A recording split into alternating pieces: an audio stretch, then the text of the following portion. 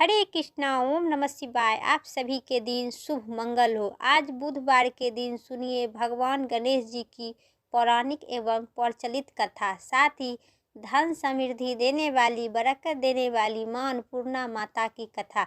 वंचित और श्रद्धा भाव से कथा जरूर श्रवण करें। बोलिए गणेश जी भगवान की जय। सीतापुर नगर में मधुसूदन नाम का एक व्यक्ति रहता था। वह बहुत धनवान था। मधुसूदन के विवाह बलरामपुर के नगरी एक सुंदर लड़की संगीता से हुआ था। एक बार मधुसूदन अपनी पत्नी को लेने बुधवार के दिन बलरामपुर गया। मधुसूदन ने अपनी पत्नी के माता पिता से संगीता के विदा करने के लिए कहे। माता पिता ने बोले, बेटा आज बुधवार का दिन है, बुधवार को किसी भी शुभ कार्य के लिए यात्रा नहीं करते हैं। लेकिन मधुसूदन नहीं माना। उसे अपना ऐसा शुभ अशुभ की बातों का न मानने की बात कही। दोनों ने बैलगाड़ी से यात्रा प्रारंभ की। दो पत्नी कोस की यात्रा से बाद उसकी बैलगाड़ी का एक पहिया टूट गया। वहीं से दोनों ने पैदल ही यात्रा शुरू कर दी। रास्ते में संगीता को प्यास लगी। मधुसूदन ने उसे एक पेड़ का नीचे बैठाकर जल लेने के लिए चला गया।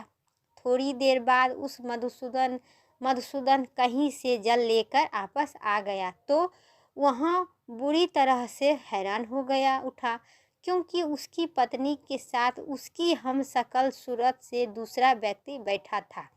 संगीता भी मधुसूदन को देखकर हैरान हो गई। वह दोनों में कोई अंतर भी नहीं था। मधुसूदन ने उस व्यक्ति से पूछा, तुम कौन है और मेरी पत्नी के साथ क्यों बैठा हो?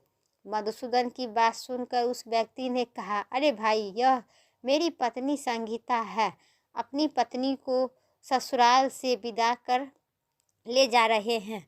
लेकिन तुम कौन है जो मुझसे ऐसा प्रश्न कर रहा है?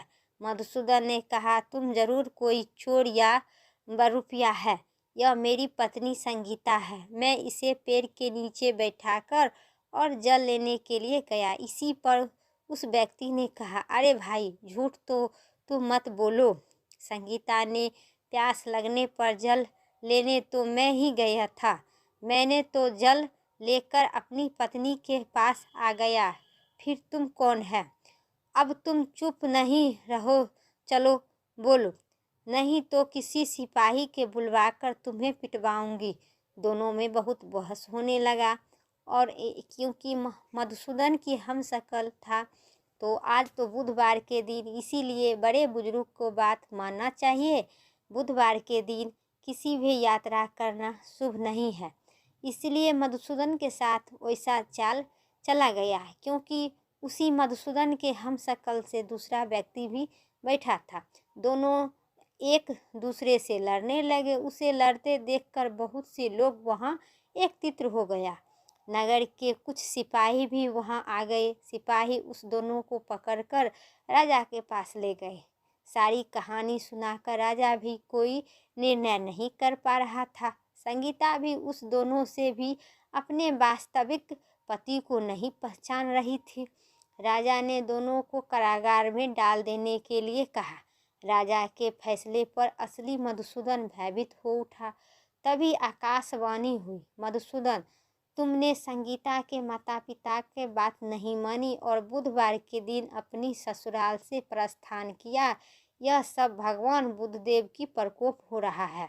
मधुसूदन ने भगवान बुद्धदेव को प्रार्थना की, हे भगवान बुद्धदेव, मुझे क्षमा कर दीजिए। मुझसे बहुत बड़ी गलती हुई है। भयभीत मैं अब भी बुधवार के दिन यात्रा नहीं करूंगी और सतदेव बुधवार का आपका व्रत का कथा जरूर कहूंगी और सभी को सुनाऊंगी। मधुसूदन की प्रार्थना करने से भगवान बुद्धदेव उसे क्षमा कर दिए। तभी दूसरा व्यक्ति राजा के सामने गायब हो गया। राजा और दूसरे लोग आश्चर्यचकित होकर हैरान हो गया। भगवान बुद्धदेव ने इसी अनुकंपा से राजा ने मधुसूदन और उनकी पत्नी को सम्मानपूर्वक विदा कर दिया। कुछ देर चलने पर रास्ते में उसे बैलगाड़ी भी मिल गई। बैलगाड़ी का टूटा हुआ पहिया भी जुट गया। दोनों उससे बैठकर रामपुर की ओर चल दिया। मधुसूदन अपनी पत्नी संगीता दोनों बुधवार का व्रत करते हुए आनंद पूर्वक जीवन यापन करने लगे।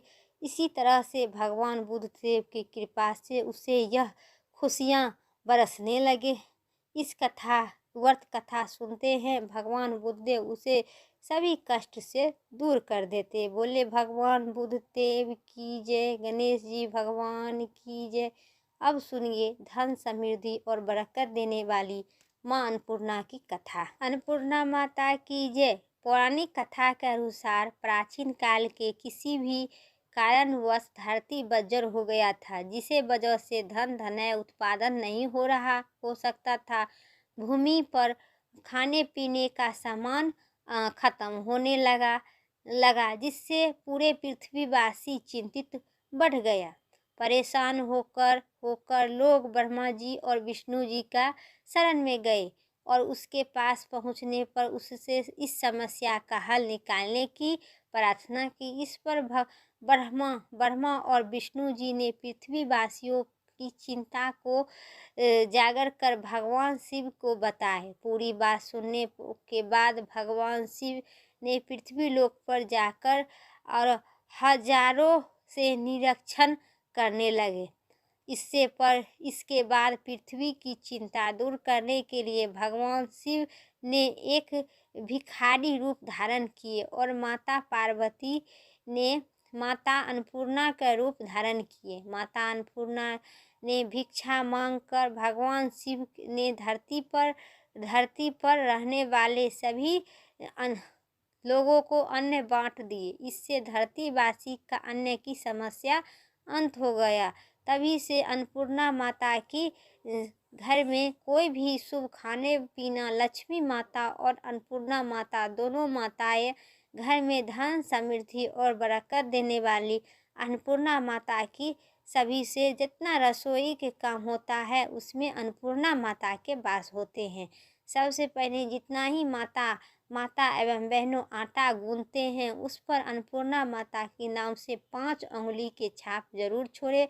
इससे घर में सुख शांति और बरकत आएगी। अन्नपूर्णा माता धन धनाय की कभी भी कमी नहीं रहने देते हैं, क्योंकि माँ लक्ष्मी माँ अन्नपूर्णा दोनों बहन है, इसीलिए माँ अन्नपूर्णा और लक्ष्मी की कोई कमी नहीं। और गेहूं को जो आटा गूंथते हैं तो गुना हुआ आटा कभी भी आप किचन में न रखें, इससे माँ अन्नपूर्णा नाराज होते हैं। और जितना ही गूंथते हैं उस आटा पर 5 अंगुली के छाप जरूर अधिक छोड़े। इससे घर में धन समृद्धि और आपके किचन में खाना में बरकत जरूर होगी। तो बोलिए अन्नपूर्णा माता की जय। मेरा कहानी कथा यहीं तक था। उम्मीद करते हैं कथा अच्छी लगी तो लाइक कीजिएगा, चैनल पर नए सब्सक्राइब करके कमेंट में जय अन्नपूर्णा माता जरूर लिखिएगा। फिर अगली वीडियो लेके आते हैं, तब तक के लिए स्वस्थ रहिए, मस्त रहिए। जय श्री राम, हर हर महादेव।